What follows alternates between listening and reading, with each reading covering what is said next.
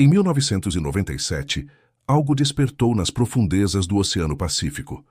Hidrofones da NOAA, a Agência Oceânica Americana, registraram um som que desafiaria tudo o que conhecemos.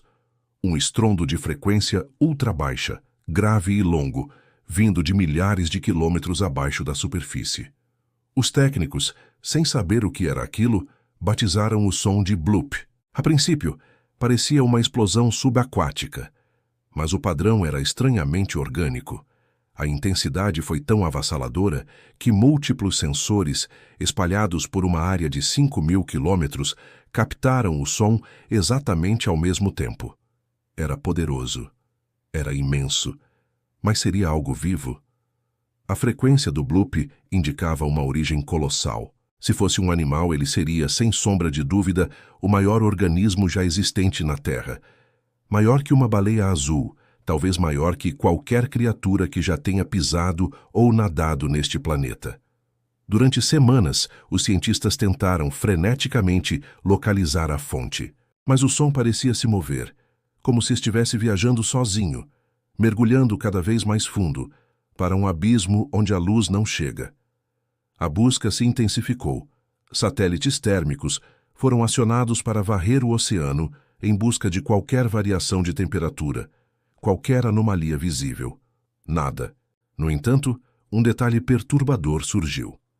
Cabos de comunicação submarinos próximos ao local registraram interferências elétricas exatamente no mesmo instante em que o bloop ecoou pelas profundezas. A explicação oficial, a mais segura, veio anos depois. Era provavelmente o som de um icequake, o som de gigantescos icebergs se partindo na Antártida e raspando no fundo do oceano.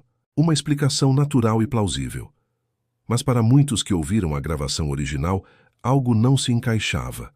O tom, a curva de frequência, a vibração, não pareciam com gelo. O bloop tinha uma modulação que soava biológica, quase como o ritmo de uma respiração gigantesca. Quando a gravação é desacelerada, o som se transforma. Deixa de ser um simples estrondo e se parece com uma voz grave, um lamento profundo, quase um chamado perdido na imensidão. E então, depois daquele evento marcante, veio o silêncio. Por anos, o mistério permaneceu adormecido, até que, em outro ponto do oceano, a mais de 3.000 quilômetros do local original, um som semelhante foi captado. Mesmo padrão, mesmo timbre assustador. O mesmo mistério estava de volta, lembrando a todos que o oceano guarda segredos que mal podemos imaginar. Isso levou biólogos a especularem. E se, nas fossas mais profundas e inexploradas, existisse não apenas uma criatura, mas um ecossistema inteiro de seres que nunca subiram à superfície? Organismos que evoluíram na escuridão absoluta, sob uma pressão esmagadora, comunicando-se não pela visão, mas por vibrações que viajam por quilômetros de água. O grande problema é que não temos como verificar. Nenhum equipamento humano, nenhum submarino, consegue resistir à pressão colossal das profundezas onde o som foi detectado. 11.000 metros de escuridão total. Abaixo disso, o que existe são apenas teorias e a nossa imaginação. Em 2014, uma nova tentativa de desvendar os segredos do abismo foi feita. Um drone subaquático experimental, uma das máquinas mais resistentes já construídas, foi enviado à Fossa das Marianas, o ponto mais profundo dos oceanos. Ao atingir a marca de 9.000 metros, o sinal de vídeo começou a falhar. A pressão era extrema.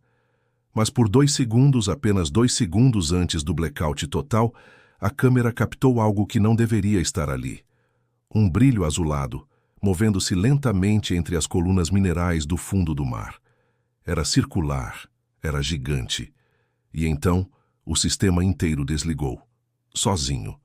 A análise posterior dos dados da missão revelou algo ainda mais estranho. O drone foi submetido a uma força magnética intensa e súbita, algo que não poderia ser gerado por nenhuma formação geológica conhecida. Foi como se algo tivesse olhado de volta. Como se a nossa tecnologia tivesse sido notada e desligada por uma força desconhecida. Os relatórios oficiais chamam o evento de anomalia acústica e magnética, mas extraoficialmente Engenheiros da missão contam outra história. Eles dizem que, no retorno dos cabos de dados, eles ouviram um som, uma repetição quase imperceptível, o mesmo tom do bloop, mas em uma escala muito menor, quase um eco, uma resposta. O oceano cobre mais de 70% do nosso planeta, que, ironicamente, conhecemos menos sobre as suas profundezas do que conhecemos sobre a superfície da Lua.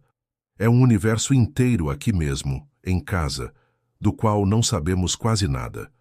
Talvez exista uma forma de inteligência ali, diferente de tudo o que concebemos. Uma inteligência não tecnológica, mas antiga, silenciosa e vasta como o próprio oceano. Uma vez, quando perguntaram a um dos técnicos originais da NOAA se ele acreditava que o som do bloop era natural, ele deu uma resposta que ficou para a história. Natural, sim, mas talvez não da nossa natureza. Essa frase abre um universo de possibilidades.